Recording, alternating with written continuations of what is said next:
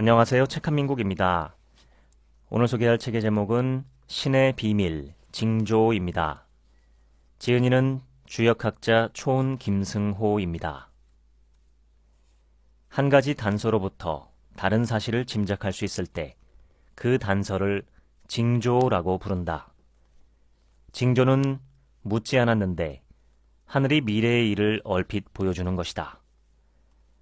하늘은 항상 미래를 보여주는데 왜 사람은 이것을 놓치고 사는가? 징조는 흔하다.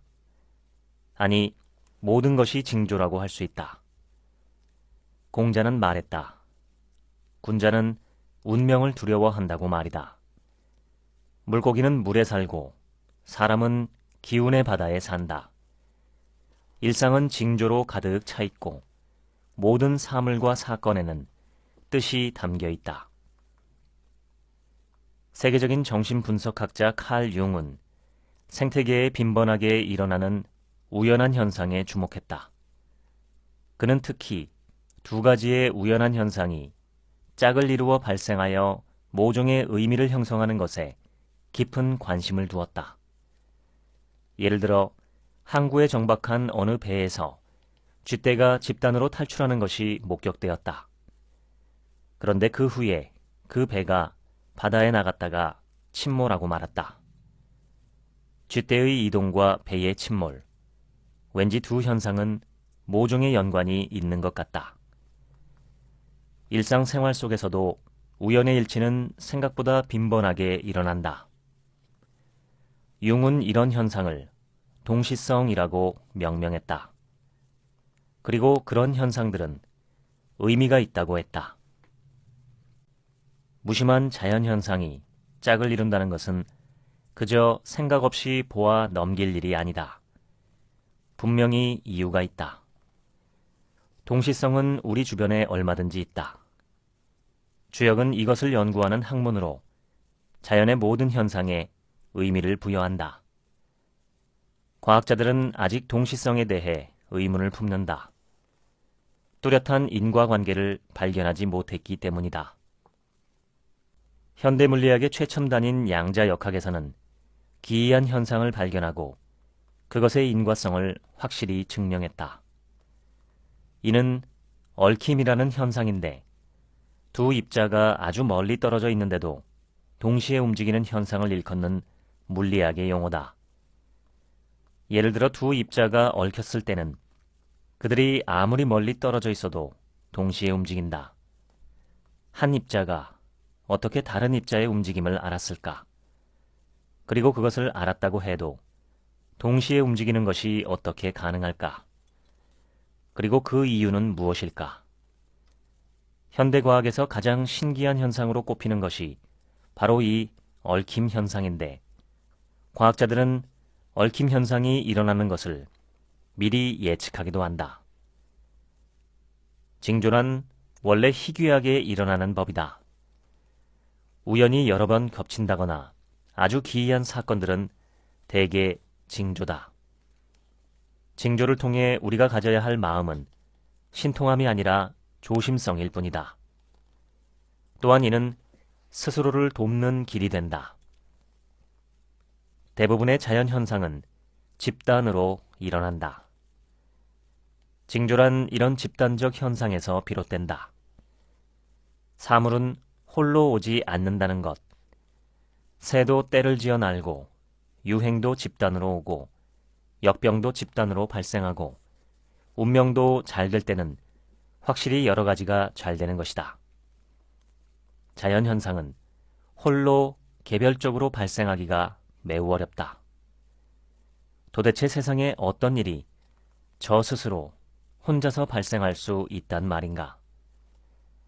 평소에 습관을 들이는 것이 중요하다. 무슨 일이 발생하면 그 자체만 보지 말고 이로 인해 어떤 연쇄 반응이 일어나는지 살펴봐야 한다. 무엇과 연결되어 있고 원인이 무엇이며 결과는 또 어떻게 될지를 넓게 살피는 것이다. 징조를 파악하려면 평소에 주변에서 일어난 현상들을 유심히 살피는 습관을 가져야 한다. 이것은 징조가 아닐까 하고 생각해 보는 것이다. 틀려도 그냥 재미삼아 넘어가면 되고 징조를 발견하게 되면 이익이 생긴다. 생활 속에 아주 작은 즐거움이라도 자주 생기면 이는 운명이 점점 좋아지는 징조이므로 전문가가 아니라도 누구나 자기 운명을 예측할 수 있다. 반대로 왠지 짜증나는 일이 자주 생기면 그 자체도 물론 기분이 나쁘겠지만 앞으로 더 나쁜 일이 올 수 있으니 경계해야 한다. 누구라도 자신의 운명에 대해 조금씩은 스스로 느끼며 살 수밖에 없고 또 그래야 한다. 육감이라고 불러도 좋고 징조든 계시든 무엇이라고 불러도 좋다. 현상만 볼 게 아니라 그것이 가리키는 앞날을 그려보는 것이 좋다. 오늘 이런 일이 생겼는데 이것은 무엇의 징조일까? 이런 식으로 스스로 자문자답 해보는 것이다. 피인은 오늘 물건을 사러 마트에 갔다가 황당한 일을 겪었다. 물건을 사고 나서 종이봉투에 그것을 잔뜩 담았는데 종이봉투가 찢어졌다. 흔히 있을 수 있는 일이다. 그런데 또다시 일이 발생했다. 집에서 커피를 마시려다가 이번에는 찻잔이 미끄러져 커피가 쏟아졌다. 별일은 아니었다. 이렇게 하루가 지나가려나 싶었는데 얼마 후 잘못된 전화가 걸려왔다. 몇 시간 후 또다시 잘못된 전화가 걸려왔다. 이번엔 피도 스스로에게 화를 냈다. 오늘은 왜 이렇게 재수가 없을까? 이런 것은 대개 어떤 운명을 미리 암시하는 징조라고 봐야 한다. 그리고 실제로 피에게 며칠 후 징조에 부합되는 사건이 터졌다. 급하게 이 일을 추진하다가 큰 손해를 봤던 것이다. 계약은 성사되지 못했고 재정적 피해도 컸다. 봉투가 찢어지고 커피가 쏟아지는 것은 분해되는 것이다. 분명히 뜻이 같다. 잘못 걸려온 전화는 제자리를 찾지 못한 것이니 이것은 이리저리 흩어지는 것이다. 대자연에서 벌어지는 사건은 모두 뜻이 있다. 그리고 같은 뜻을 지닌 사건은 함께 몰려다니는 법이다. 중요한 것은 뜻이 같다는 것이다. 골목길을 빠져나오자마자 오토바이가 튀긴 흙탕물을 뒤집어 쓰는 것은 물속에 갇혀 꼼짝하지 못하는 것이다. 징조가 분명할 때 우리는 사전에 대비책을 강구해야 한다. 예를 들어 고속도로에서 사고가 날 징조가 있으면 아예 계획을 취소하고 가지 않거나 꼭 가야 한다면 기차를 타면 된다. 옛날부터 많은 선각자들이 위험한 운명을 경고해 주어 피해간 사례는 얼마든지 있다. 나의 경우 징조가 뚜렷할 때는 매사에 조심한다. 징조와 상징이 같은 일은 극력으로 피한다. 그렇게 해서 실제로 나는 수많은 위험을 피했다. 또 징조에는 좋은 것도 많다. 그런 징조가 나타나면 경건한 마음으로 차분히 운명을 기다리면 된다. 좋은 징조에는 경거망동하지 말아야 하는 법이다. 옛날 선각자들은 동짓날에 외출조차 삼가지 않았던가? 이날은 낮이 길어진다는 징조가 시작되는 날이다. 낮이 길어진다는 것은 그만큼 좋은 시절이 다가온다는 뜻이므로 조용히 기다렸다. 옛날 왕들은 동짓날에 성문을 굳게 닫고 행인도 단속했다. 옛말에 매사에 살얼음 밟듯 하라 라는 말이 있는데 이것이 바로 그러한 삶의 태도다. 어느 날 나는 친지의 집을 방문하기 위해 그의 차를 타고 가고 있었다. 우회전을 하면 1분 이내에 도착할 것이다. 그런데 문제가 발생했다. 도로 공사를 하고 있어서 우회전이 안 된다는 것이다. 먼 곳으로 돌아 아예 다른 길로 찾아가게 되었고 시간은 꽤 걸렸다. 이는 징조인 것이다. 별일 아닌 것 같은 사소한 문제로 번거로움을 겪었기 때문이다. 번거로움이 생겼다는 게 문제다. 출근길에 핸드폰을 집에 두고 나와 다시 돌아가야 했다거나 지갑을 두고 나와 곤란해졌다는 등의 일은 사소해 보이지만 공연히 번거로움이 발생한 것이다. 주역에서는 이런 일을 천풍구라고 한다. 이 괴상의 뜻은 사소한 일이 사고로 이어져 큰일이 생긴다는 뜻이다. 나는 친지에게 이 징조를 해석해 주었다. 앞으로 일주일 이상 조심해야 하고 타인과 시비가 붙거나 싸움에 연루되면 절대 안 된다고 단단히 경고해 준 것이다. 뭔가 평소와 다른 이상한 일이 발생하면 반드시 앞날을 생각해 봐야 한다. 칫솔이 부러지고 빗자루가 부러진 것은 흔치 않은 일이다. 그러므로 생각해야 한다. 1985년에 나는 미국에 있었다. 당시 교포들을 위해 중앙일보가 행사를 마련했다. 바둑 대회였는데 참가자 대부분은 한국 사람이었지만 일본인과 중국인도 있었다. 우승 상품은 비디오 플레이어였다. 나는 이것을 꼭 갖고 싶었다. 바둑 대회가 열렸고 나는 첫 판을 이겼다. 그런데 2회전에 오른 선수들이 홀수여서 추첨으로 부전승을 뽑았다. 내가 부전승에 뽑힌 것이다. 3회전에서는 내가 이겨서 4회전에 올랐다. 그런데 4회전에 오른 선수들도 인원이 홀수여서 부전승을 추첨했다.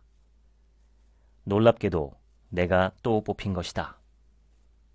부전승으로 올라간 5회전에서도 이기고 결국 결승전에 나갔다. 상대가 경기 중에 실수하는 바람에 내가 우승하게 되었다. 나는 우승 상품인 비디오 플레이어 자체도 좋았지만 부전승을 2번이나 했다는 것에 더욱 기분이 좋았다. 그와 비슷한 일이 또 있었다. 이건 역시 오래전 일이다. 서울 잠실에 있는 한 유명한 빌딩에서 파티가 열렸는데 참석 인원이 100여 명이나 되는 큰 행사였다. 행사 진행자가 주의를 환기시켰다. 이제부터 행운의 주인공을 뽑겠습니다. 남녀 각 한 분씩 뽑을 것이고 상품은 여성분께만 순금 3돈을 드릴 예정입니다. 당첨되신 분들은 여기 모인 사람 중에 가장 행운이 많은 사람이라는 의미로 행운의 여신, 행운의 남자라는 명칭을 붙여드립니다. 나는 대단한 관심을 가지고 지켜봤는데 뜻밖의 일이 발생했다. 행운의 남자가 바로 나였다. 나는 너무 놀랐다. 나 같은 사람이 무슨 행운의 남자인가? 나는 당시 모든 일에서 실패를 거듭하던 중이었기 때문이다. 그런데 이상한 일이 생겼다. 진행자가 나에게 행운의 남자라고 말한 순간 나도 모르게 감동의 눈물이 나오고 말았다. 나는 정말 감동했던 것이다. 나는 자리에 돌아올 때까지 계속 울었다. 이 사건은 그날 행사에서 내내 화제가 되었고 어떤 사람은 나를 이상하다는 표정으로 쳐다보기도 했다. 당시 나의 심정은 이랬다. 많은 사람 앞에서 최고의 행운자라고 선포된 것은 앞으로 내게 정말로 행운이 발생할 것이라는 징조가 아니고 무엇이겠는가? 그것은 내가 바라는 최고의 징조였다. 그 후로 나는 점점 사업이 잘 풀려가기 시작했다. 나는 무언가 일이 잘 될 때마다 확신했다. 하늘이 나를 버리지 않았다. 나는 계속 운이 좋아질 것이다. S는 20대 여성인데 여관에서는 화장을 하지 않는다. 아니, 못한다. 그 이유가 아주 황당하다. S의 아버지가 화장을 절대 못하게 하기 때문이다. 아버지는 S가 화장하는 것을 아주 싫어하고 죄악시한다. S의 어머니도 평생 화장이라는 것을 못하고 살았다. 어쩌다 S가 화장한 것을 보면 아버지는 심한 욕설을 퍼붓고 폭행까지 저질렀다. 울며 불며 항의하고 설득해봐도 소용이 없었다. 남들은 그 아버지에게 정신과 치료를 권할 정도였지만 S는 아주 착한 딸이어서 아버지 말에 순종할 뿐이었다. 하지만 밖에서는 종종 화장을 했다. 지하철 화장실 같은 곳에서 화장을 했다. 귀가할 때는 다시 화장을 지우고 집에 들어갔다.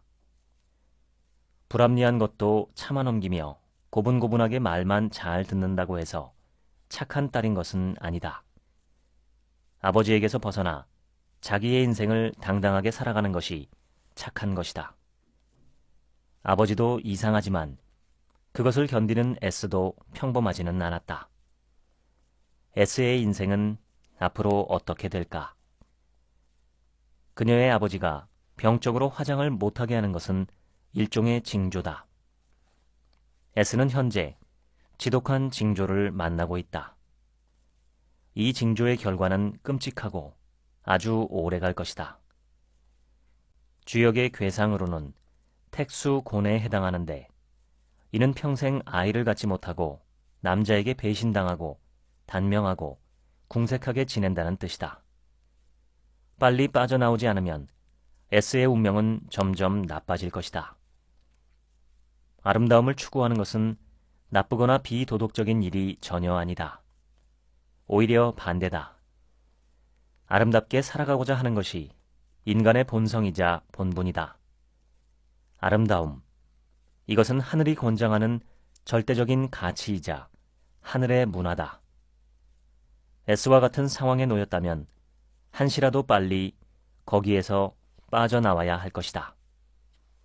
관상쟁이가 아니더라도 재수없는 사람은 척 보면 알 수 있다. 인격이 너무나 덜 돼먹은 경우를 말한다. 사람의 행동, 마음가짐은 그 자체로 확실한 징조다. 예로부터 관상쟁이는 사람을 보고 그 미래를 얘기했다. 외모, 행동, 습관 등 그에게 나타난 징조를 보고 판단한 것이다. 그 사람에게 딱 붙어있는 징조는 그의 정체성이라서 운명 역시 그대로 따라오는 법이다. 사람은 그 행태를 여간해서 바꿀 수가 없다. 사소한 습관 하나도 바꾸기 어렵다. 그래서 그의 행태는 평생의 징조인 것이다. 징조란 사람 주변에서만 나타나는 것이 아니다. 그 사람 자체에도 징조는 얼마든지 있다. 나의 성품과 행동이라는 징조가 알려주고자 하는 미래는 행복할까 불행할까? 관상가에게 물어보지 않아도 어느 정도 스스로 알 수 있다. 애는 매우 착실한 주부였다. 늘 아끼고 절약하며 살고 있다. 남편의 적은 월급으로 새 아이를 키우며 저축도 하고 있다. 문제는 N의 지나친 절약이 아이들의 생활을 심하게 위축시킨다는 것이다. 아이들은 친구들과 분식집 한번 못 가고 예쁜 운동화도 못 신었다. 남편 역시 퇴근 후에 밖에서 차 한잔 못하고 일찍 귀가했다. 쓸 수 있는 경비가 전혀 없으니 항상 집으로 향하는 것이다. 외식도 하지 않았고 여행이나 여름 휴가도 없었다. 가족 모두 사는 것이 고달플 뿐이었다.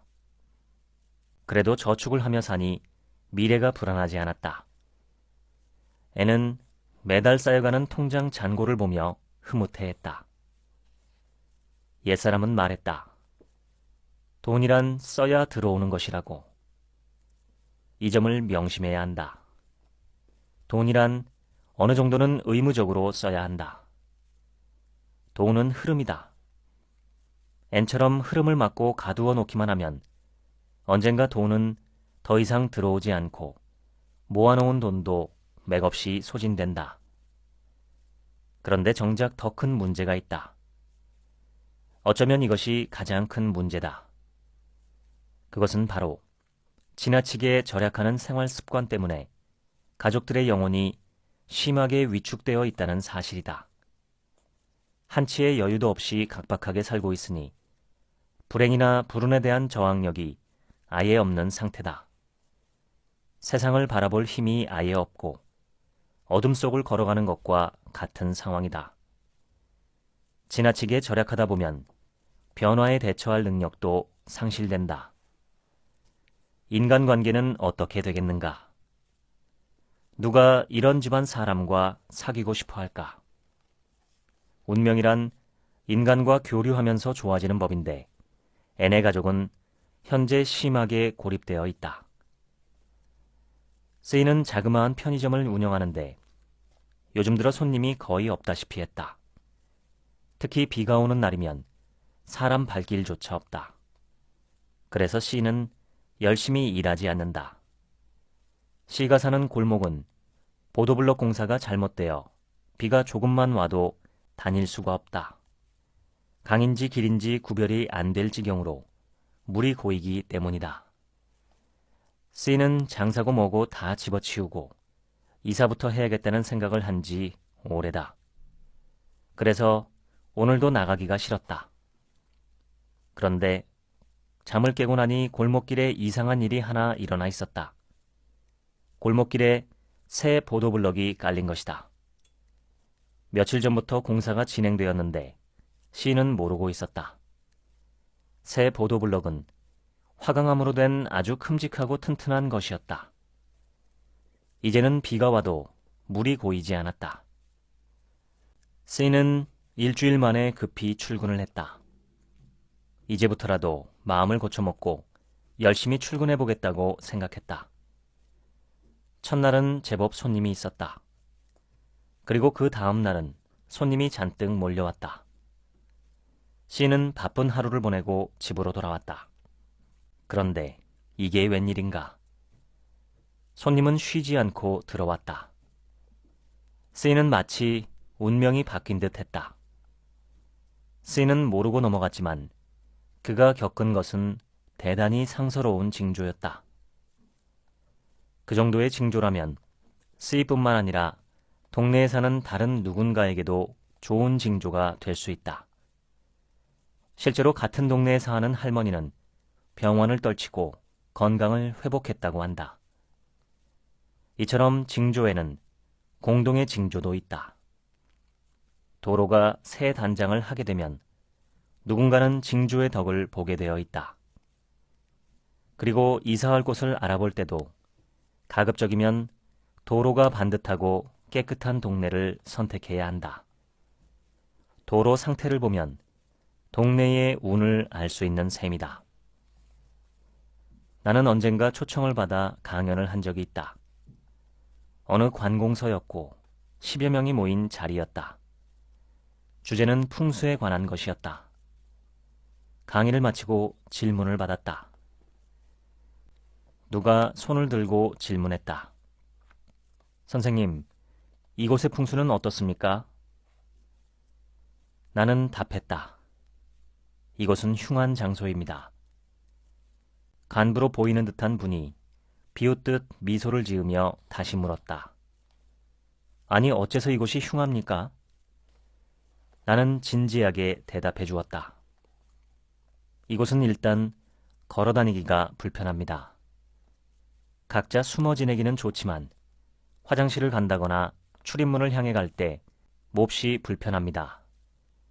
이곳은 평수도 넓고 근무하는 인원이 그리 많지 않은데도 아주 좁게 느껴집니다.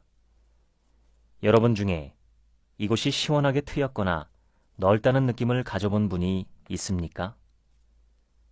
한 사람도 대답하지 못했다. 그곳은 과연 그런 장소였다.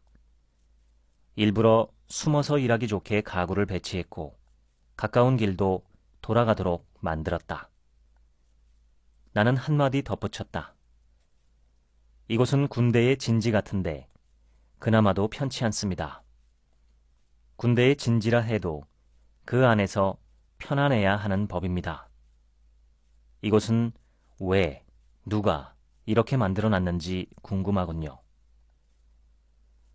선의로 초청을 받아 강의하는 사람으로서 미안한 일이지만 보아하니 그들 중 몇몇 사람이 풍수 이론을 비웃고 있었기 때문에 나는 진실을 가감없이 밝힌 것이다. 옥내 풍수에서 가장 중요한 것은 통로 확보다. 통로를 시원스레 확보하고 그 다음에는 그 장소 어딘가에 넓은 곳, 이른바 숨통이 트이는 곳이 있어야 한다. 살림살이가 너무 꽉 들어찬 집은 오래 견디지 못하고 가세가 기울게 되어 있다. 통로가 너무 복잡하고 좁으면 나쁘다. 동네 근처에도 공원이 있으면 아주 좋다. 이사를 하는 사람은 먼저 주변 도로가 어떤지, 가까이에 공원이 있는지 등을 살피고 집안에 짐을 좀 줄이더라도 시원하게 트여있는 공간을 확보해야 한다. 집이란 아기자기하고 복닥복닥한 곳보다는 숨통이 트이는 곳이 좋다. 세계적인 과학자 고 스티븐 호킹 박사는 블랙홀을 깊게 연구한 끝에 결과를 발표했다. 블랙홀 내에서도 정보는 손실되지 않고 보존된다는 것이다. 이것은 종래의 그의 학설과 대치되는 것이었다. 그는 기존에 자신이 주장해온 것을 수정했다. 호킹 박사의 블랙홀 연구 결과는 우주에서 어떤 정보도 소실되지 않는다는 것이고, 이는 우주에 있던 모든 역사가 보존된다는 뜻이다. 더 쉬운 말로 하면 과거는 없어지지 않는다는 것이다. 만약 과거의 역사가 보존되지 않는다면 우주는 무의미해지고 윤리적인 죄라는 것도 성립하지 않을 것이다. 과거가 잊혀지고 사라져버려 무의미해진다면 우리가 살 필요가 있을까? 오늘은 분명한데 왜 미래는 정확히 알 수가 없는가? 호킹 박사의 결론은 이렇다. 미래를 아는 것이 자연의 법칙상 금지되어 있다는 것이다. 프랑스의 수학자 피에르 시몽 라플라스는 저서 확률에 대한 철학적 실론에서 세상에 어떤 악마가 있어 현재의 모든 일을 알 수만 있다면 이를 계산하여 미래를 알 수 있다 라고 말했다. 자연의 모든 것, 즉 먼지 하나 혹은 그보다 수억 배 작은 물질의 입자 하나까지도 다 계산하면 결과를 알 수 있다는 뜻이다. 이것은 현재로서는 불가능하지만 원리만 놓고 보면 가능하다. 라플라스는 그 점을 지적한 것이다. 이 문제에 대한 답은 최첨단 물리학인 양자역학에서 도출했다. 결론을 미리 말하면 프랑스의 수학자 라플라스가 얘기한 것처럼 미래는 계산의 결과가 아니다. 라플라스는 우주의 모든 것을 계산하여 그 연장선에서 미래는 인과율로 귀결된다고 주장했다. 그런데 그것이 아닌 것으로 판명이 난 것이다. 세상은 힘에 의해 결정되는 것이 아니라 뜻에 의해 결정되는 법이다. 세상은 뜻으로 가득 차 있다. 특히 사회가 고도화될수록 뜻을 더욱 잘 살펴야 한다. 인간의 사회는 곧 뜻의 사회다. 칼 융은 상징이라는 개념을 만들어냈고 그것에 의해 인간이 움직인다는 것을 알아냈다. 인간이 움직이면 세상도 움직이는 법이다. 인간의 행동은 모든 것이 상징이다. 그리고 인간 주변에서 일어나는 모든 자연현상은 인간에게 어떤 상징을 준다. 이것을 살펴 미래를 추리하는 것이 징조학이다. 물질의 경우는 단 92가지 원소만 있으면 우주에 무한히 많은 모든 사물을 다 만들 수 있다. 자연계의 모든 모양은 마치 원소처럼 기본 틀이 있어서 이것이 파생되며 무수히 많은 모양들을 만들어낸 것이다. 이것을 프랙털이라고 하는데 사물마다 갖고 있는 그토록 다양한 모양들도 실은 몇 가지 프랙털 방식으로 만들 수 있다. 프랙털이란 전체와 부분이 닮아 있다는 개념인데 나뭇잎의 경우 기본 틀을 계속해서 반복하면 점점 나뭇잎이 만들어진다. 우리의 주변에 프랙탈은 어디에든 널려 있다. 줄기세포도 바로 그것이다. 줄기세포는 우리 몸에서 어떤 것도 척척 만들어낸다. 그리고 부분은 전체를 닮아 있다. 한의학에서 침 놓는 자리도 같은 개념으로 만든 것이다. 손바닥이 몸 전체와 대응하고 각 세포도 인체 전부와 대응하고 있다. 세상은 겉으로 보기에는 엄청나게 복잡하지만 기본 틀은 아주 단순하다. 우주는 왜 존재할까? 이는 과학적 질문이다. 답부터 이야기하고 설명하겠다. 답이 너무 뜻밖이어서 처음엔 이해가 안 될 것이다. 답을 밝혀낸 과학자들조차 혼란스러워 할 정도다. 답은 이렇다. 우주가 존재하는 이유는 인간이 있기 때문이다. 그렇다면 인간이 없다면 우주는 어떻게 되느냐? 그러면 우주도 없다. 우주란 인간이 있으면 있고 인간이 없으면 없는 것이다. 얼토당토하는 이야기처럼 들리겠지만 최첨단 과학인 양자역학에서 얻어진 신중한 결론이다.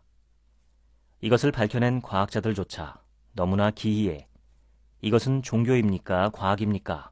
하고 물었을 정도이다. 100번을 물어봐도 이것은 과학이다. 사람이 있기 때문에 우주가 있다. 아인슈타인도 처음엔 강하게 부정했다. 저 달이 우리가 본다고 있고 안 본다고 없어지는가? 그렇다.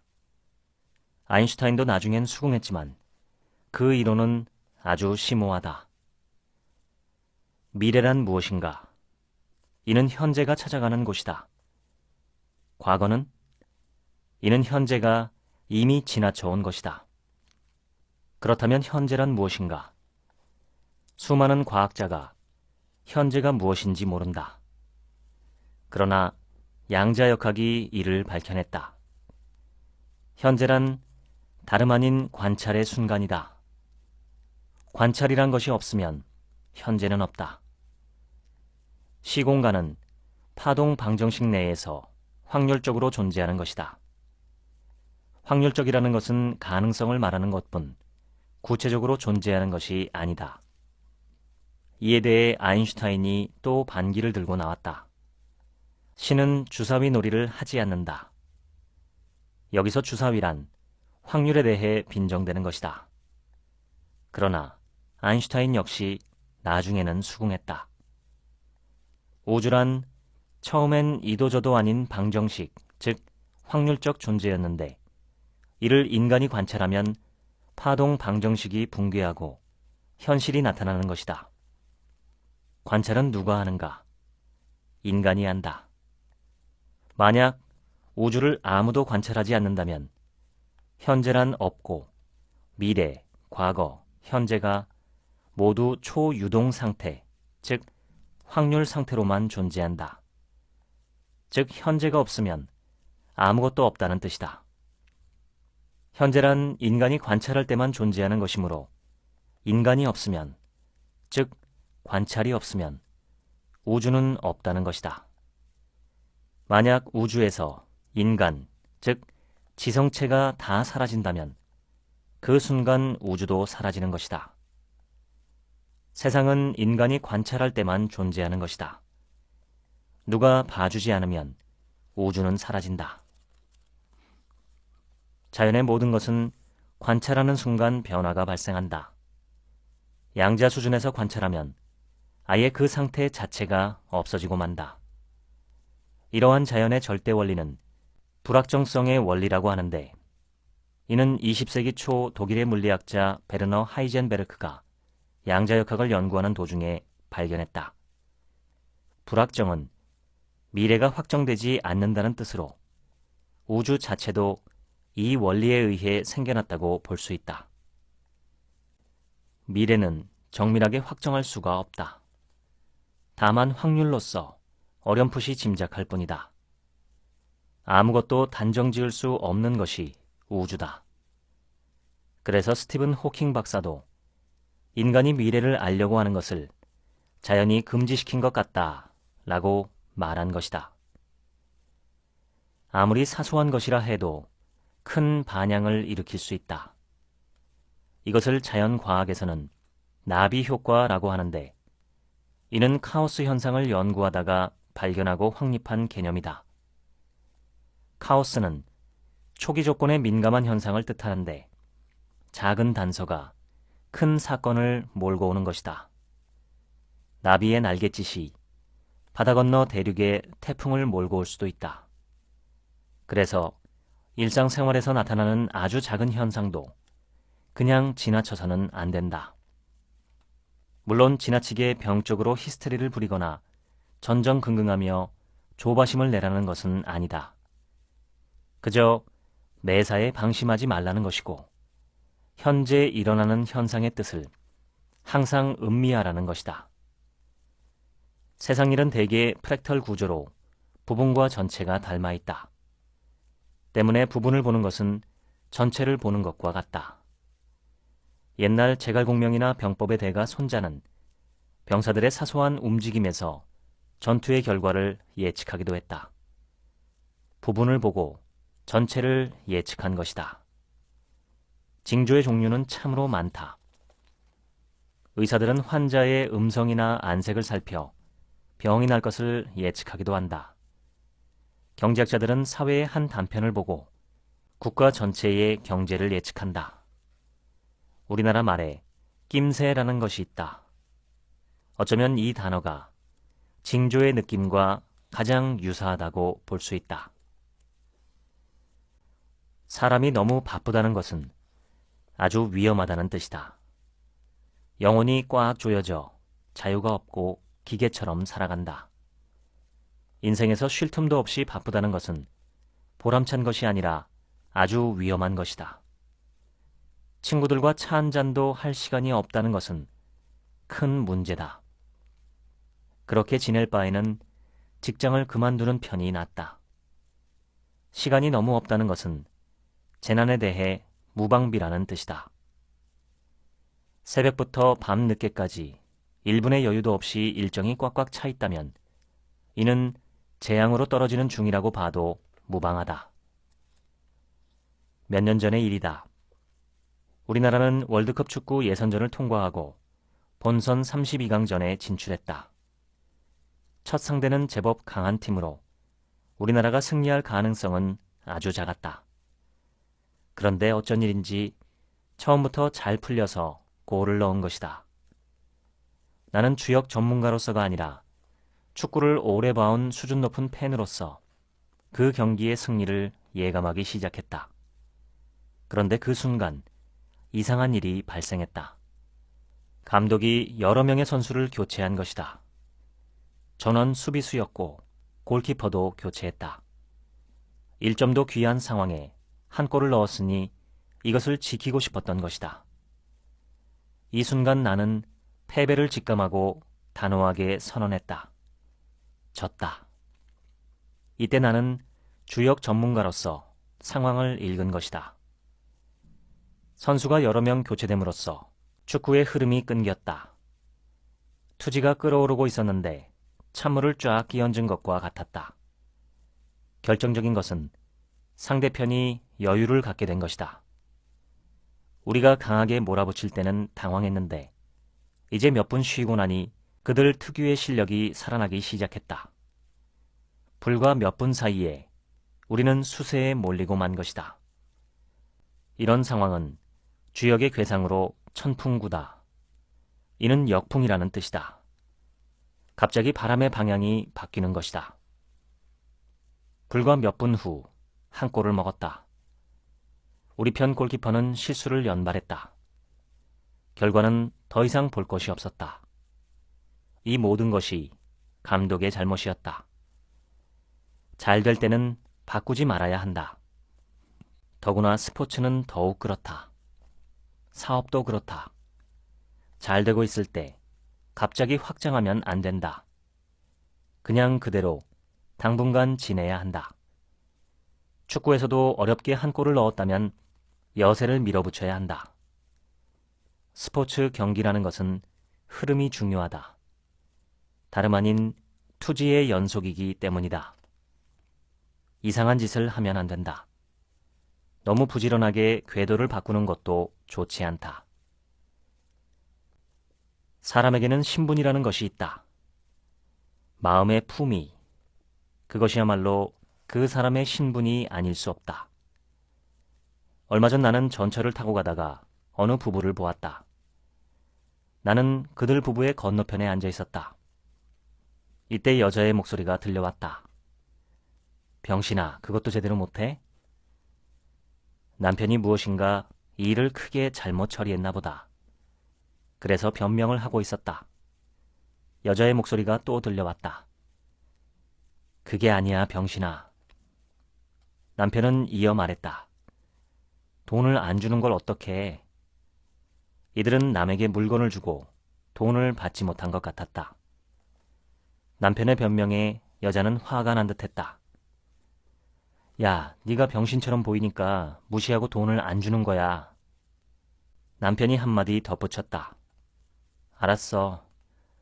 근데 말이야, 내가 가서 무섭게 째려보면 돈을 줄까? 여자는 이렇게 대답한다. 누가 표정을 무섭게 하래? 더 세게 나가야지. 병신처럼 가만히 있지 말라고. 알았어? 대화는 여기서 끝나고 남편은 전철에서 혼자 내렸다. 돈을 받으러 떠난 것이다. 과연 그 남편은 돈을 받아낼 수 있을까? 문제는 그게 아니었다. 아내의 말투가 가장 큰 문제인 것이다. 남편은 신분이 천해질 대로 천해진 것이다. 그의 영혼은 주눅이 들어있고 항상 비굴한 자세를 취하고 있다. 남편은 운명이 끝장났다.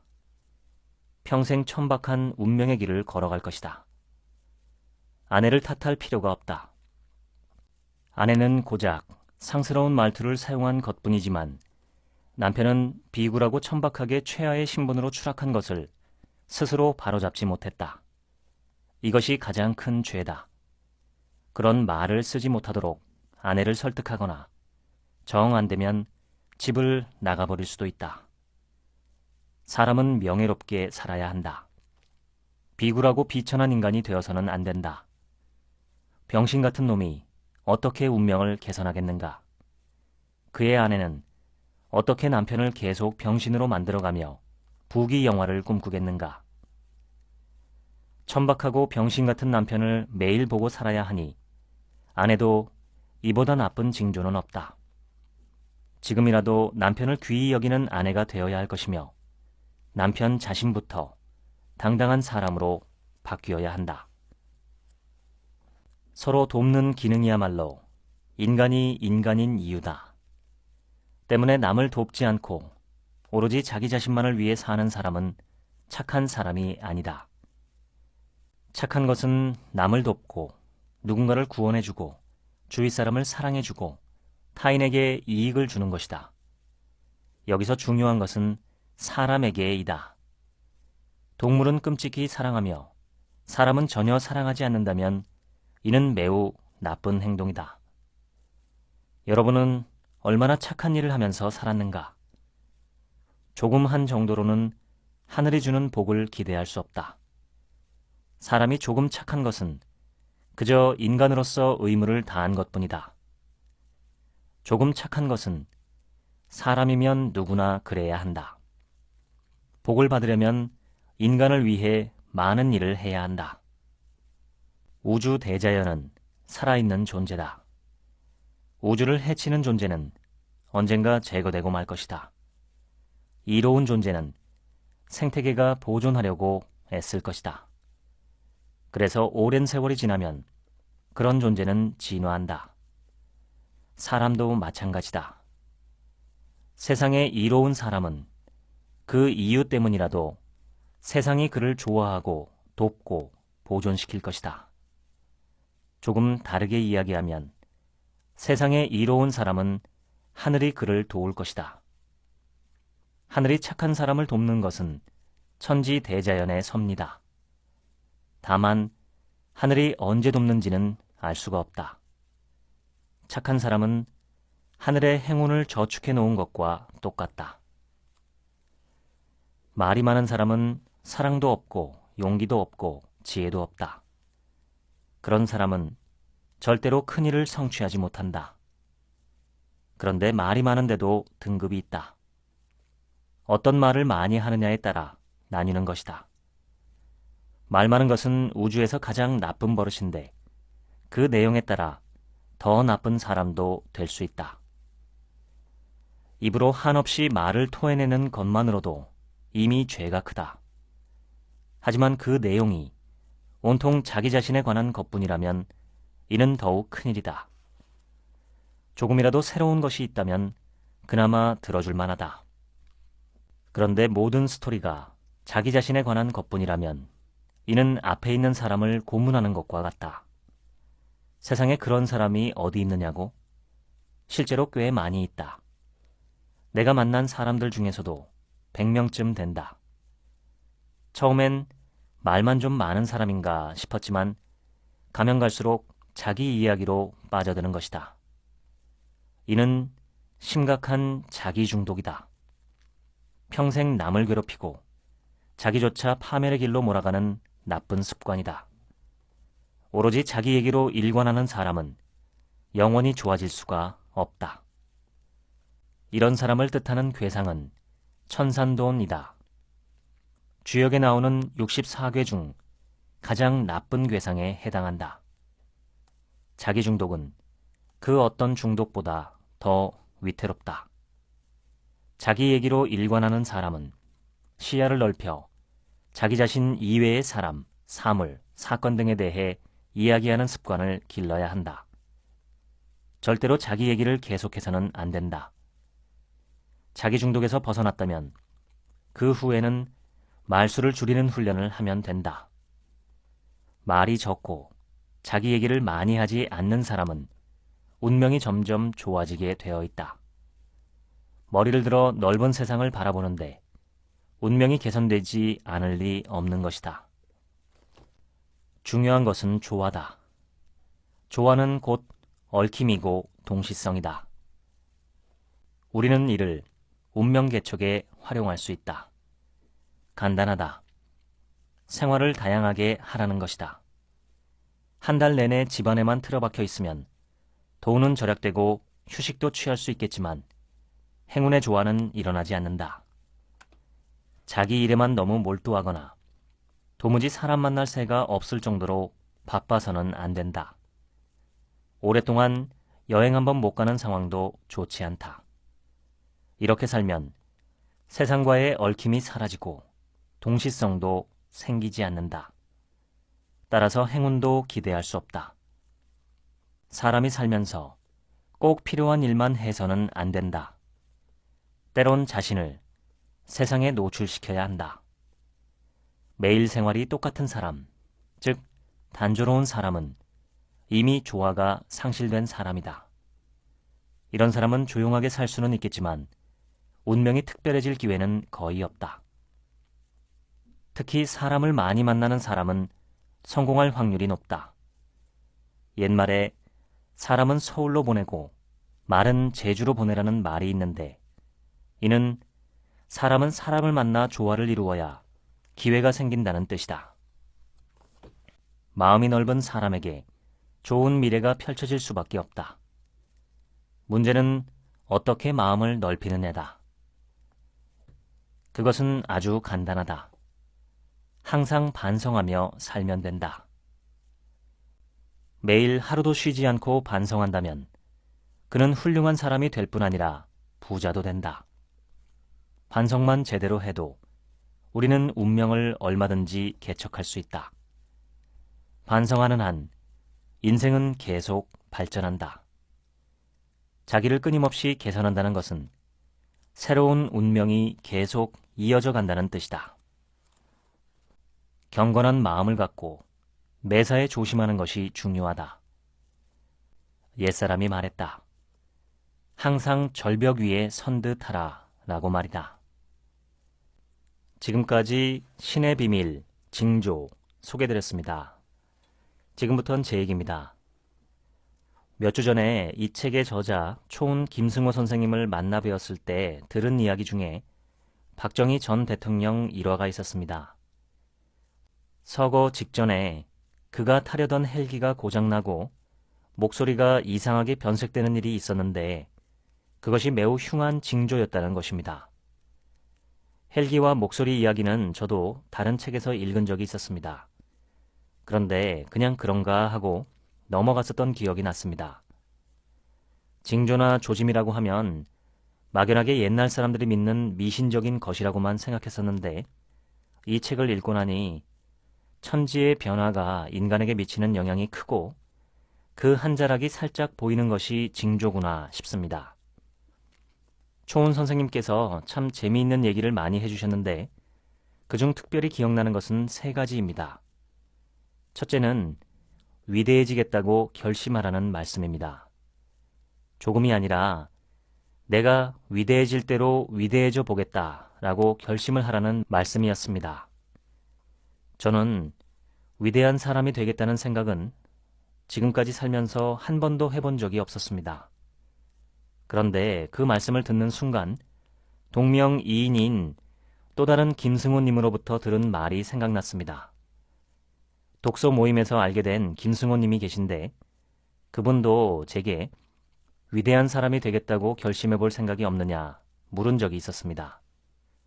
돌이켜보니 2명의 김승호님이 제게 똑같은 주문을 했던 셈입니다. 위대한 사람이 되겠다고 결심하라는 말을 들은 것은 제 인생에서 딱 2번인데 2분의 김승호님으로부터였습니다. 그것도 징조가 아닐까 하는 생각이 듭니다. 저는 그래서 위대한 사람이란 어떤 사람일까? 위대한 일은 어떤 일일까? 지금의 나 자신이 위대한 사람이 되려면 무엇을 어떻게 해야 할까? 하고 날마다 생각합니다. 칼라 김승호 님도 이 방송을 들으실 것 같은데 감사 말씀을 드리고 싶습니다. 2번째로 제게 앞으로 대단히 좋은 일들이 많이 생길 것이라는 말씀을 해주셨습니다. 듣기만 해도 위로가 되고 감사한 말씀이었습니다. 초은 선생님의 전작 사람이 운명이다를 읽으면서 형편없는 제 인격에 대해서 너무 부끄러워서 반성을 많이 했던 터라 더 위로가 되었습니다. 마지막 3번째는 술을 배우라는 말씀이었습니다. 술은 신의 음료다. 술을 마시지 않으면 지구상 인구의 절반을 이해하지 못한다. 주량이 문제가 아니라 술을 아예 마시지 않는다는 것은 좋지 않다는 말씀이셨습니다. 초은 선생님의 책과 강의를 제가 받은 느낌대로 한마디로 요약하자면 인품이 운명을 결정한다입니다. 인품은 내가 노력해서 바꿀 수 있으니 운명도 내가 결정할 수 있다는 뜻이겠죠. 이 방송을 들으시는 당신께서도 최고의 인품, 최고의 인격을 이루기 위해 노력하셔서 큰 행운을 맞이하게 되시기를 바랍니다. 지금까지 책 한 민국의 하루치 생각이었습니다. 감사합니다.